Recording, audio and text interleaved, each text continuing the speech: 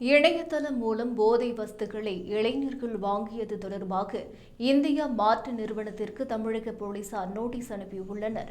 இது தொடர்பாக வெளிவந்துள்ள செய்திக்குறிப்பில், காஞ்சிபுரம் மாவட்டம் ஸ்ரீபெரும்புதூர் பகுதியில் போதைப் பொருள் விற்றதாக கைது செய்யப்பட்ட நபர்களிடம் போலீசார் விசாரணை நடத்தியதில், இந்தியா மாற்று இணையதளம் மூலம் போதை மாத்திரைகளை வாங்க பயன்படுத்தியது தெரியவந்தது.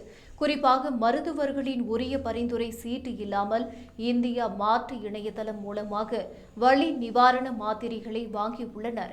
இதையடுத்து இந்தியா மாற்று நிறுவனத்தின் தலைமை நிர்வாக அதிகாரி மற்றும் நிர்வாக இயக்குநரான தினேஷ் சந்திர அகர்வால் மற்றும் பிரிஜேஷ் குமார் அகர்வால், மனோஜ் பார்கவா, துருவ் பிரகாஷ் உள்ளிட்ட 6 இயக்குநர்களுக்கு நோட்டீஸ் அனுப்பப்பட்டுள்ளது என்று தெரிவித்துள்ளது.